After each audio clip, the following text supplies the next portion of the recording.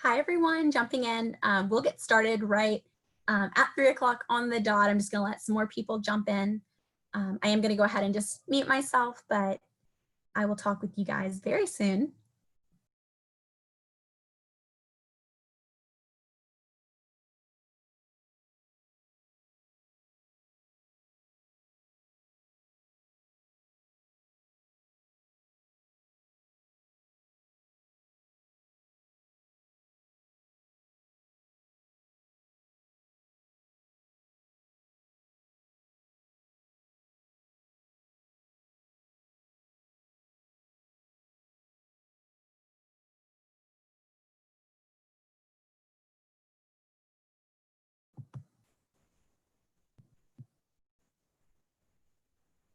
Hi, everyone, jumping in. I am going to wait a few more seconds to let a couple people jump in, and we will start right on the dot.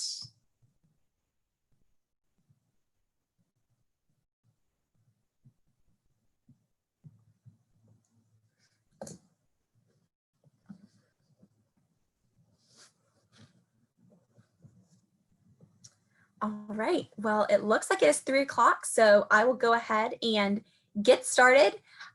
First of all, hello and welcome. Thank you for taking the time to join us today and to learn a little bit more about some of our more advanced gradebook features that are either new or have been updated, and hopefully you guys will walk away from this. My goal is that you learn one thing new that you will be able to implement in your upcoming fall semester courses. So I am going to go ahead and start recording. Oh, it looks like it's already started. So this is good. Okay, perfect. I'm going to go ahead and turn my video off so that we can focus in on the gradebook. For those of you who have not seen our emails or gone in and played around with the new Teach platform, that is what I'm on right now. So if it looks different than what you're used to with Hawks, then that is probably why. So first, again, like I said, we are recording this today. So at the end of the recording, we will make sure to send this out via email. That way you guys will all have it for future reference, and always feel free to reference it when you need to. If we're going through this and no questions pop up at the time, but maybe later on they do, always feel free to reach out to your school's designated training and support representative if you have any follow-up questions, and they are always more than happy to help. So to outline our time together today, a few of the new and advanced gradebook features that I will be going over are our custom tabs, the grading rules within the assignment groups, our visible on feature within the lesson due dates, diagnostic testing, customizing students' to-do list, a few of our unique curriculum settings, and the very basics of the question builder tool. So I'm going to go ahead and click into one of our training grade books. If you've ever had any of our initial gradebook trainings before, we do go from right to left on our tabs just because that's what makes the most sense. So I will be doing that as well today. So the first thing we're going to do is jump into the Tools tab and over into Display Options. We have tons of different customization options here. But we're going to scroll all the way down to the bottom, and you will notice this custom tab radio box near the bottom. If you select this radio box down here, you will notice a few pop-ups that open. The first is going to be the caption. So this is where you would go in and name whatever that tab name you want the students to see. And then below that is the URL link. So if you are wanting to upload an online resource, say videos for students, this is where you would go in and do that. Once you add those links, you always want to make sure to save those changes so that they do appear for the students. And I will go ahead and just jump over into the student dashboard really quick so that you can see what that would look like for your students.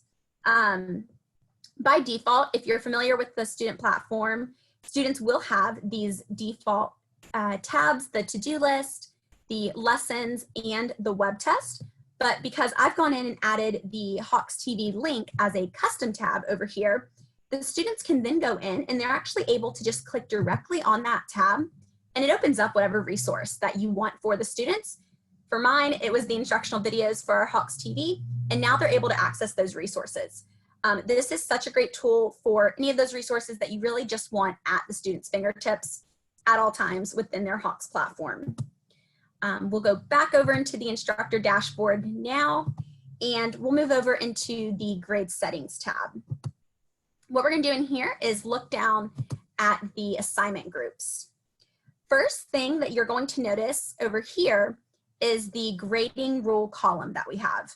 Under here, you will notice that all of these rules have a little drop-down box, and this is where the menu will show you can either keep all of the grades in those assignments within that group, you can keep the highest grade, or you can drop the lowest grade as well. If you are going to switch these around, I do recommend waiting until closer to the end of the semester, just so that we do not inflate the students' grades and give them a false sense of what their total may actually be in the course. So now we are going to move on over to the assignments tab. This is really where I believe we have the most of our advanced gradebook features housed. This is kind of where you'll go after you've already created your course. You've now input rules for that course, and now we can go in and pull out all of those assignments and put them into play. So the first thing we're going to do is click into the lesson due dates. Of course, you'll notice that our gradebook does follow a very similar template setting in all of these different tabs. So we'll go ahead and click into that section name. Typically, this is where you would come if you were to assign your dates, and then they would automatically appear on the student's to-do list as an assignment. However, we do have this show additional options feature in a column that is titled visible on. So this visible on feature is where you will have the ability to determine when you want an assignment to appear on your student's to-do list. Most instructors will use this feature if they do not want students to go in and work too far ahead of the overall pace that they have gone in and set for the course. So you'll never have to worry about coming in, the week before an assignment is due because you don't want them to enter it. You can enter all of your due dates at one time and then make them visible on different times throughout the semester. Next, we're going to go ahead and jump into the assignments tab again. And now we're going to go down to the web test. I will say this has probably been one of our most frequently asked questions just throughout the whole COVID pandemic, testing security, instructors asking, how can I truly help my students the best? And the best way that we found, especially with these shorter summer courses, is through diagnostic testing. This is just a way to track a student's performance on a per topic basis within an exam. Before I click anything, I do want to preface this by saying that in order to set an exam in Hawks as a diagnostic, you do have to go in and first create that test. So you would create new, our assignment builder would open in a new tab, you would add whichever topics or objectives that you're wanting the students to potentially test out of, and you would name that test. Once you name the test, that is where you can go in, click that name, and then over to our right, under these edit settings, you're gonna come down and select the additional settings. From here, our additional settings will appear. And then second to last, you'll notice this diagnostic test radio button. Once you select this checkbox, you may get a warning that says, hey, you're about to set this as a diagnostic. Are you sure you want to do that?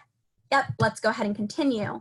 And then you'll notice this proficiency box that has a percentage that you can set, very similar to if you're familiar with our mastery-based approach in those lessons, the learn, practice, certify, the certify component, students have to hit a certain mastery in order to pass that lesson. That's the same thing here that you can set. It is your choice what kind of proficiency level percentage you are setting.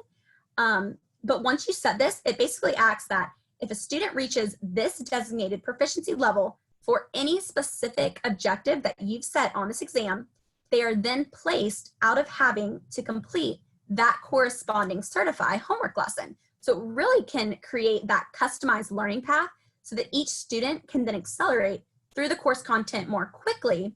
And that just depends on their foundational understanding of the material when they come in. So a lot of the times we'll see instructors set these up as pre-test. Sometimes the instructor will make the same two of the same tests, so a pre-test and a post-test, to kind of see, where did the student learn, how much did they gain from my course. Back into the assignments. Now we're going to drop down to one of my favorites, and this is the student to-do list. Again, many of you may already be familiar that the students will have those default already made headers of due today, due tomorrow, and due later that are listed on their student dashboard. And then by default, we do have those organized by due dates. However, you can actually customize the assignments to be presented in any order for the students by creating your own headers. So the first thing you're going to do is select your section.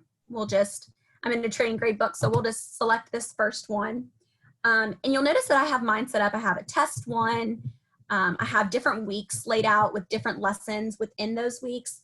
You can go in and make these however you want. Sometimes instructors will do it by weeks. Sometimes they'll do them by modules.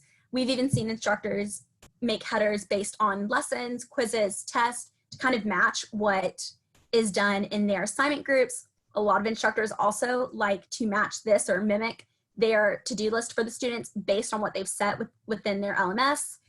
It's really completely customizable for you guys as the instructors. You can select these headers and drag and drop, move them around. And you can also select individual assignments that you may want to move more than one at a time. If you just select those and then you have this top box that says move assignments to, drop down any header that you've created, you can select that and then select go. Now this is the one difference between all of the other templates within our gradebook. This actually will save automatically for you. So there is no save button that you need to search for. It's not there. Once you do it, it's saved for you. Now you can always make changes, but it is saved for you. Once done, you can then go in and lock that to-do list order, and that is what will appear for your students on their to-do list. So essentially, this just creates a more structured path for your students as they follow through the course. Now we are going to go back into assignments and go down into curriculum. So again, clicking into that section name, we do have several different custom curriculum options here. And for those that have been using Hawks for quite a while, this may look a little different to you. Our gradebook and especially our curriculum page did have a little bit of a lipstick added. So this is really exciting. And so I'm super happy to be able to show this to you guys. Today though, I am just going to focus and point out two of the custom curriculum options that I feel are more helpful on an individual basis for your students as they're working through your course. And the first one I want to point out is this Flex Mastery.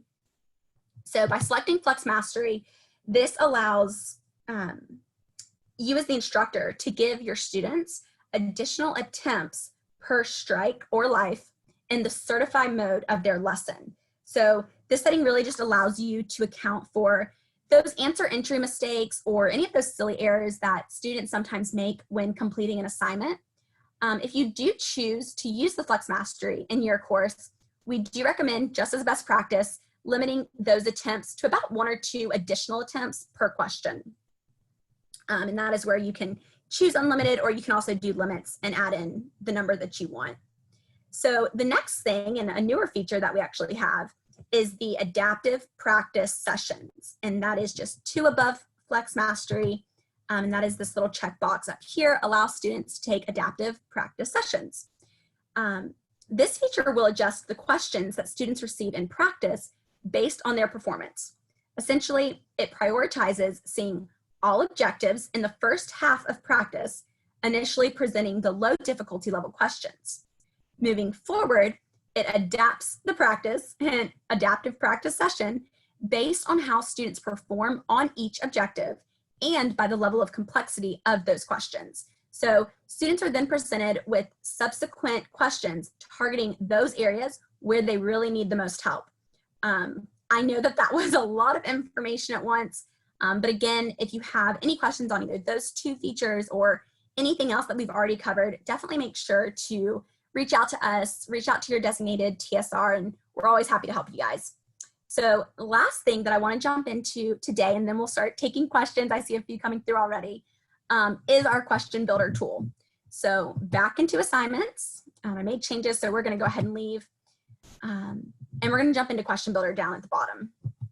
This will really allow for further customization of content where you as the instructor can actually go in and create your very own questions to assign to your students. The first thing that you're going to notice is that this actually opened up in a separate tab completely. So just something to be aware of if you do go in here. The first thing you're going to want to do is create a folder.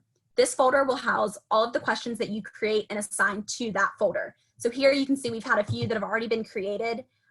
Once you create that folder, you can start adding in questions. The way to create your own questions is to look over here and hit this little plus create button. In here, we do have all these different options at the top. We do recommend using the expression tool when creating questions, expression builder, which is this sign up here. And we recommend this just because this will ensure that your questions are accessible and ADA compliant. You can then choose the type of answer that you want your students to have. So if we come down here over to the right, we can click this drop down and we'll see multiple choice for your response, open-ended, and so on. You then can also assign percentage of credit per question. We get this question a lot from instructors saying, you know, what does that really mean? So sometimes instructors may want to go in and either give 25 or 50% credit to an unsimplified answer, whereas, you know, a completely correct answer they'd want to give 100% credit for. And then at the top right, kind of jumping around over here, you also have where you can add your own tutor features. So you can create your own hint, solution, explain error, and step-by-step, anything like that. Once you are done, you will come down to the bottom right, save your question, and then when you're going in and creating your web tests and assignments, you'll be able to actually go in and choose your own questions to assign to your students. I'm going to go ahead and close out of that. That is pretty much it on the advanced gradebook features. Let me start my video again. I do just want to come in now and just open the floor up. If you guys have any questions for me, I'd love to hear them and kind of see what you guys are thinking. Or if you've used any of these and have any feedback, that would be great to read as well. Let's see. So I do have one question. Can you create a diagnostic and assign it for specific students? So hi, Francine. Yes, you are able to do this. The way that we would do it is we would create a test first, and then let me see if I can go in. I'll be able to show you this a little bit easier, I think. We'll go back into assignments and down to the web test. When you go in, again, you would have already created a test. You would select that test, and then the first thing we would do is assign it, and then go into the general settings. The general settings is going to say, do you want to make this visible to students or not? You would make it invisible, so you would uncheck that for your entire class, save your changes, and then you can actually go in and do test settings by student and only make it visible for that one student. So kind of a roundabout way, but yes, you can do that. Let's see. In Question Builder, where do you put the question details? Let's see. So Diane, let me go back into Question Builder for you. Let's see, where do you put the question details? So it should show up. Take a second to load. So I'm assuming when you say question details, you mean like the actual question that you're asking of the student. So again, always using Expression Builder, just making sure that we are being accessible and ADA compliant. That's something that we really focus on. So you would just click that Expression Builder and type in or write in whatever you're trying to do. So you'll also notice down here is the preview. So these are very tricky basis, and if you have more in-depth questions, you know, formulas and fractions, things like that, definitely reach out to us and we can help you more on an individual basis. But if I do a space and then an equal sign, or if I don't space, you'll notice that even in the preview, it's still going to appear as a space. So this is just making sure that we are being completely accessible. You would just enter it there, select OK, and then you'll notice that expression or the question coming in here. And then the bottom is where you would enter in those answers.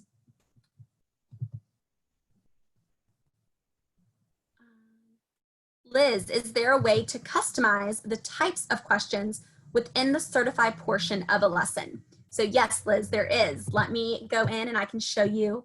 The most important thing really is to go in and make sure that all of those lesson names are hyperlinked. So the way that you would do that is assignments and then curriculum. We'll go ahead. I'm going to click into, we'll do this one since it has a default curriculum assigned right now. When I go in here, you'll notice right now that I can't click on anything. As soon as I go in though, and I name, let's name it webinar, and save my changes, you'll notice that all of these become hyperlinked.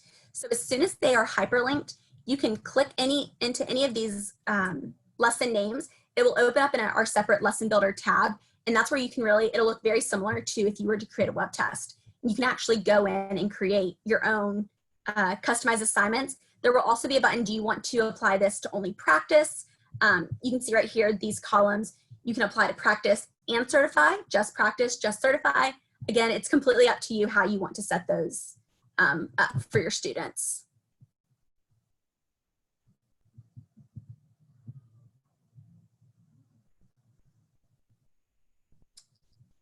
All right. Diane, so she was actually, she's the one that asked about the question where, question builder, where to put the question details. You're receiving an error when you go to save the question. Diane, I'm not sure exactly what you may be seeing. What we can do is definitely get back with you and see why you may be receiving that error message. We definitely do not want you to get that when trying to create your own question. I will make sure to make a note of that for you.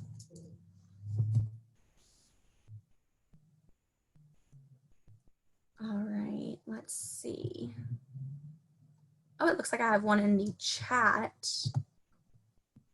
Let me open up the chat really quick. Oh, Liz, okay, perfect. She had already asked that question of how to customize the types of questions within Certify. Perfect. All right, well, do we have any other questions? Oh, it looks like we have one. Could you please show us how to pick saved questions from the question bank to create a new test? Yes, absolutely. So if you want to use, it'd be almost the same thing as if you were just using either our pre-created questions or questions from a custom curriculum that you'd already created.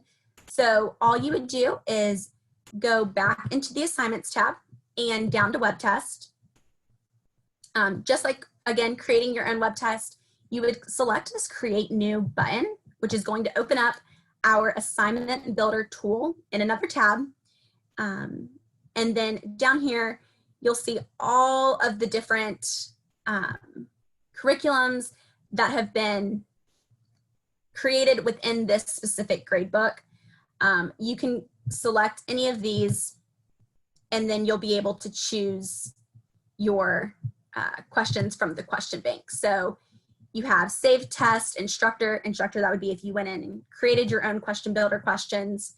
And then depending on, maybe you're creating it for, let's see, we have polynomials, we have skilled trades math. So really just depending on what you're naming those, once you open those up, of course, there's no questions in this folder. I think there's some here. And this is where you can go in and start adding your questions and making your new assignment. Oh, we have one more chat. Let me see. Oh, of course, Liz, you're very welcome. All right, everyone. Well, if we don't have any more questions, I do just want to say thank you guys so much for taking time out of your day, spending it with me and learning a little bit more on our advanced question builder tools or gradebook tools. So if you do have any further questions, please feel free to reach out to your designated training and support representative. We also recorded this, and once we get it uploaded, we will go ahead and send you an email as well. I hope everyone has a great day, and hopefully I will speak with you guys soon. Bye, everyone.